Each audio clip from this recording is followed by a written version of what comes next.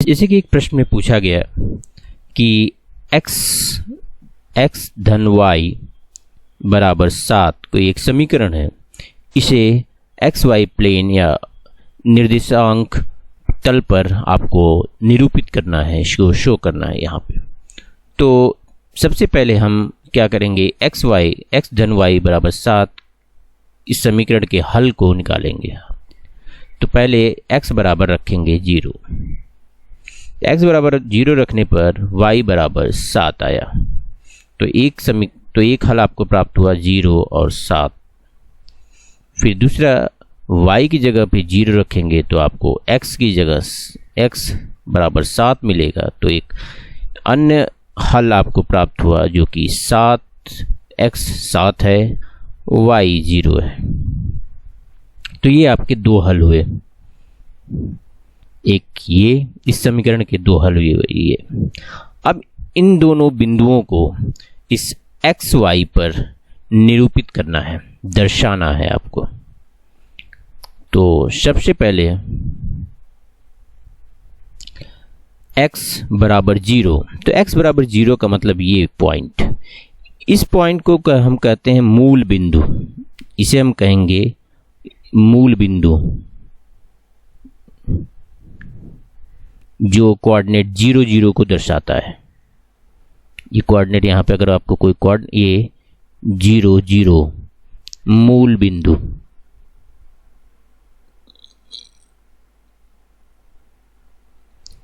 तो x बराबर 0, y बराबर 7, तो x बराबर 0 पर मतलब यहाँ, और y बराबर 7 मतलब इस y एक्सिस पर 7 बॉक्स, 1 2 3 4, ये 7 यहाँ पर आके। तो ये कोऑर्डिनेट, ये बिंदु हुआ आपका 0 7।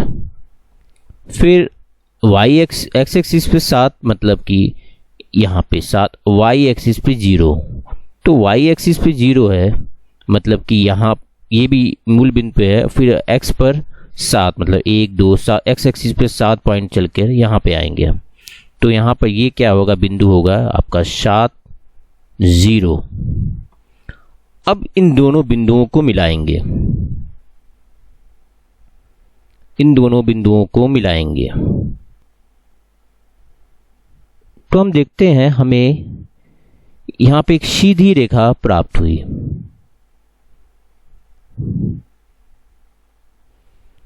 मान लीजिए इन दोनों इस बिंदु को A कर ले, इसको B, तो एक हमें एक सीधी रेखा मिली, और जिसपे इस समीकरण के दो हल हैं जो इस आलेख में ग्राफ में दो बिंदुओं का काम कर रहे हैं। जैसे ये दो, एक बिंदु हुआ 7 0, एक हुआ 0 7। तो इस तरह से हम इस x धन y बराबर 7 का आलेख ड्रॉ कर सकते हैं। चीज़ यहाँ पे आपको समझने की बात है, जैसे 0 x बराबर 0 y बराबर 7, तो इसका मतलब हुआ कि y एक्सिस पर हम चलते जाएंगे और 7वें जहाँ 7 आएगा वहाँ रुक के जाएंगे, वो पॉइंट 0 7 को दर्शाएगा।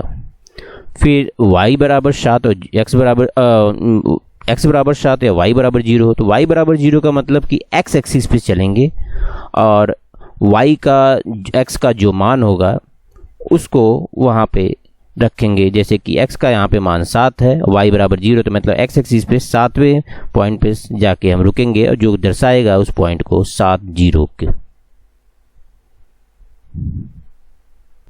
जैसे कि हम जानते हैं कि हम किसी अगर पिंड पर, आप जानते हैं कि अगर किसी आप पिंड पर आप बल लगाएंगे तो उसकी गति में परिवर्तन होगा, अर्थात कि उसमें त्वरण उत्पन्न होगा। अब इसी बात को आपको समीकरण में दर्शाना है, समीकरण में शो करना है। तो कैसे लिखेंगे,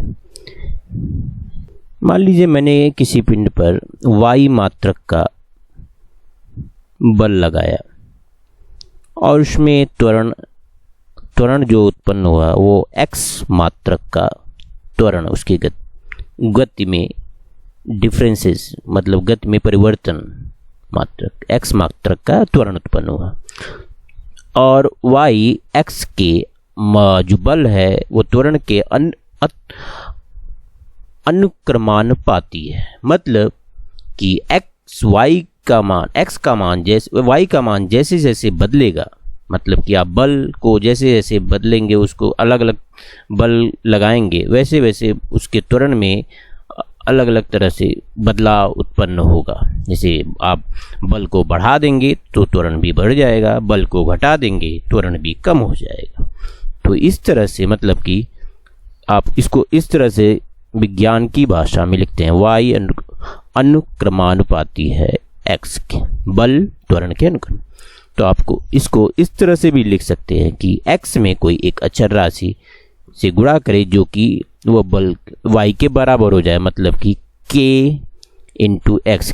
k यहाँ पे एक अचर राशि है, कांस्टेंट है।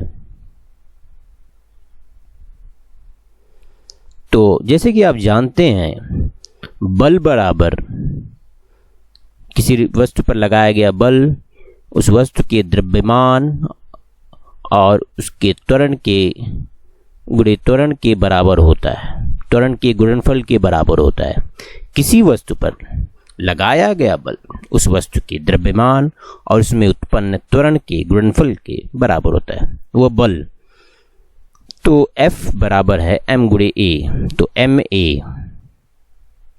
यहाँ पे देखेंगे त्वरण क्या है, x मैंने माना है, तो y बराबर m गुणे x इस तरह से भी लिख सकते हैं। तो यहाँ पे द्रव्यमान क्या हुआ, k हुआ, k द्रव्यमान कांस्टेंट है, तो इसको हम इस तरह से लिख सकते हैं, मतलब y बराबर k यहाँ पे द्रव्यमान है।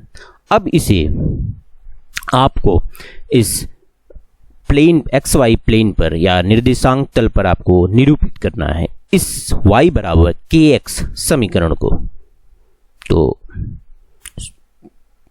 तो यहाँ से हम y बराबर kx, तो यहाँ पे x बराबर आप 0 रखेंगे, x बराबर 0 रखेंगे तो y बराबर 0 आएगा।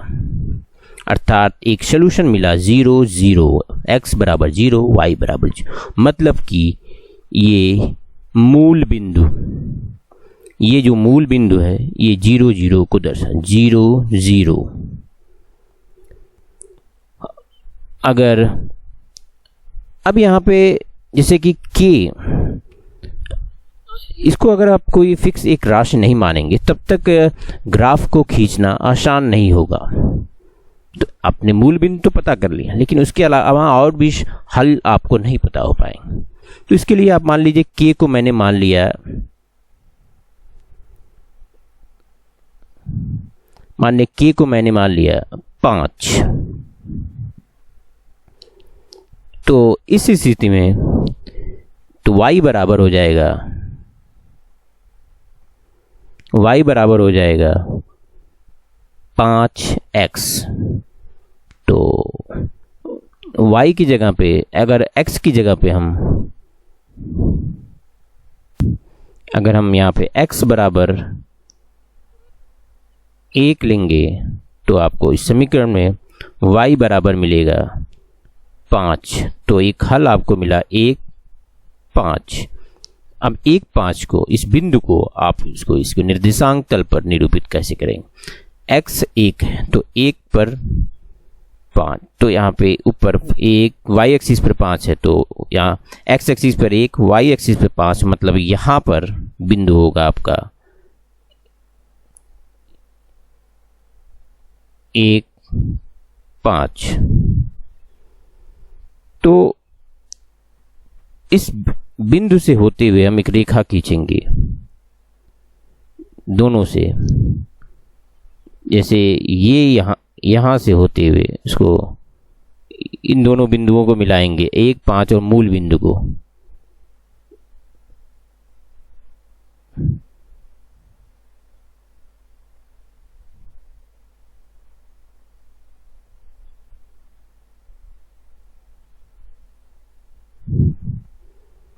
यहाँ पे हमें एक रेखा प्राप्त हुई जो कि मूल बिंदु से होके जा रही है।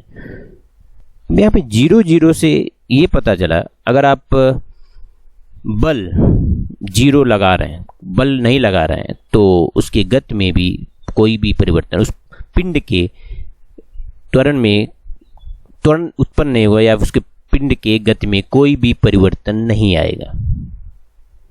0। अगर आप उस पर बल, एक बल मात्रक का बल लगा रहे हैं तो उसमें 5 मात्रक का त्वरण उत्पन्न हो रहा है। इस तरह से इस सॉल्यूशन से हमें ये इस समीकरण के हल से, इस समीकरण के जो हल से हमें ये प्राप्त हुआ। अब इस समीकरण से एक बात और सामने निकल के आती है। अगर समीकरण इस फॉर्म का है, इस तरह से y बराबर kx के रूप में है, तो रेखा जो इस समीकरण से जो हल प्राप्त होंगे उसके एक्स वाई तल पर इसको निरूपित करेंगे तो और उसको मिलाएंगे तो जो रेखा प्राप्त होगी, जो लाइन सीधी रेखा, वो हमेशा मूल बिंदु से होकर गुजरेंगी। मतलब कि 0 0 से इस फॉर्म में अगर आपका समीकरण है y बराबर kx के रूप में, तो ये रेखा हमेशा मूल बिंदु से होकर गुजरेंगे। ये बात आपको यहाँ पर याद करने की हमेशा ज़रूरत है।